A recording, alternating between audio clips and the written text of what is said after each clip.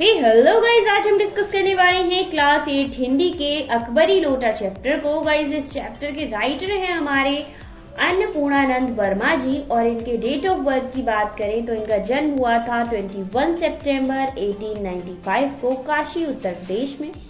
इनकी डेथ हुई थी 4 दिसंबर 1962 में। तो चलते हैं चैप्टर की तरफ। ये चैप्टर अन्नपूर्णानंद जी ने एक फनी स्टोरी की तरह हमें एक्सप्लेन किया है और बहुत ही अच्छे तरीके से एक्सप्लेन किया है।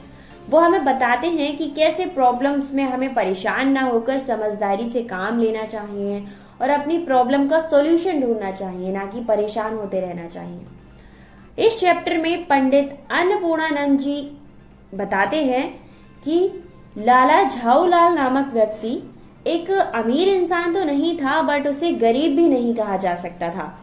पंडित झाऊलाल के घर में खाने पीने की कोई कमी नहीं थी। उसका परिवार खाता पीता परिवार था। वो एक अच्छा व्यवसाय चला रहा था और ठठेरी की बाजार में एक मकान था उसका।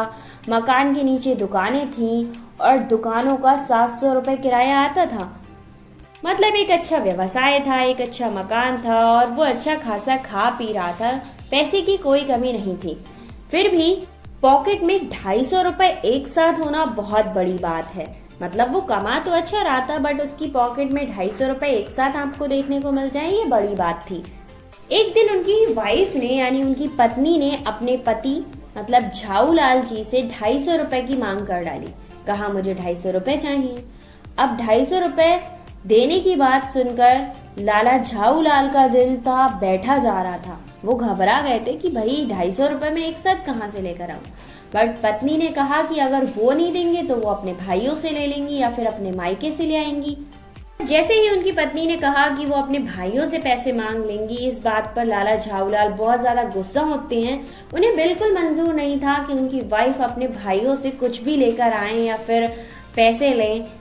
उन्होंने अकड़ कर अपनी वाइफ से कहा कि 250 रुपए के लिए तू अपने भाइयों से भीख मांगेगी क्या? झाऊलाल ने अपनी वाइफ से कहा कि मैं तुम्हें 250 रुपए का इंतजाम कर दूंगा, तुम अपने भाइयों से बिल्कुल मत मांगना। अब उनकी वाइफ कहती है कि मुझे ये 250 रुपए इसी जिंदगी में चाहिए, ये नहीं है दूसरी जिंदगी में चाहिए। तो इस पर झाऊलाल कहते हैं हाँ, मैं इसी हफ्ते में तुझे 250 रुपए दे दूंगा। बट उनकी वाइफ ने एक टॉन्ट मारते हुए कहा कि उनका एक हफ्ता 7 दिन से है या 7 वर्ष से है। मतलब उनका एक हफ्ता 7 दिनों का होता है या 7 सालों का होता है, आप कब दे पाएंगे 250 रुपए? तो लाला झाऊलाल बड़े ही गुस्से में अपनी वाइफ से कहते हैं कि आज से लेकर 7 दिन गिन ले और 7 दिन बाद तुम उससे 250 रुपए ले लेना। अब 4 डेज बीत चुके थे और झाऊलाल के पास पैसों का इंतजाम नहीं हो पाया था, तो इस बात से उन्हें बहुत ज्यादा चिंता होने लगी थी। 5वां दिन बीतने पर उन्होंने अपने फ्रेंड विलवासी को ये पूरी स्टोरी बताई कि भाई मेरी वाइफ ने ऐसे कहा है और मुझे इतने रुपए उसको देने हैं। तो एक तरीके से लाला झाऊलाल उससे पैसे मांग रहे थे, बट उस समय उनके फ्रेंड बिलवासी के पास पैसे नहीं थे। तो बिलवासी जी ने उससे अगले दिन आने का वादा कर दिया। उन्होंने कहा कि तुम अगले दिन आना और मैं तुम्हें पैसे दे दूंगा। अब वादे के अनुसार बिलवासी जी को नेक्स्ट डे पैसे देने थे झाऊलाल जी को, बट झाऊलाल जी इंतजार कर रहे थे, छत पर टहल रहे थे और टहलते टहलते पानी भी मांगने लगते हैं, बट अभी भी बिलवासी जी नहीं आए थे।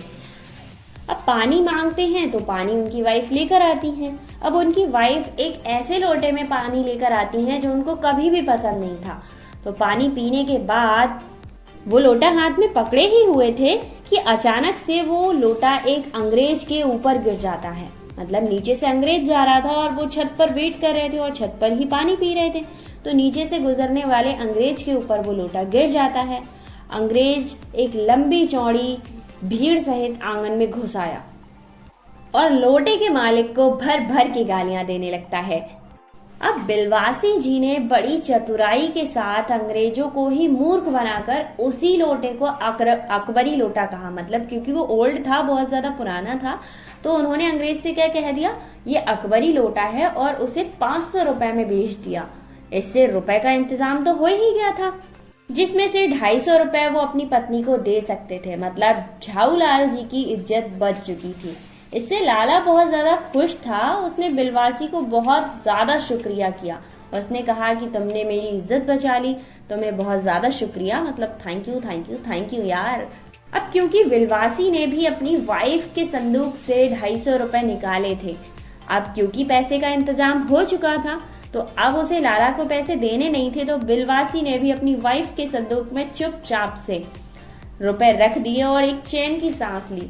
अब उसे लाला की मदद नहीं करनी थी क्योंकि उसने पैसे का इंतजाम कर दिया था। और दोनों ने चैन की सांस ली, अच्छे से सो गए और विलवासी ने अपनी पत्नी के चोरी किए हुए पैसे अपने संदूक में रख दिए उसके, और झाऊ लाल जी की इज्जत बच चुकी थी। ये था हमारा चैप्टर। आई होप आपको समझ आया होगा। शॉर्ट में देने की कोशिश करती हूँ। अगर कोई भी प्रॉब्लम है तो आप मुझे कमेंट कर सकते हैं। अगर आपके फ्रेंड्स को इसकी ज़रूरत है तो शेयर ज़रूर करना। मिलते हैं नेक्स्ट वीडियो में एक और चैप्टर के साथ। Thank you so much.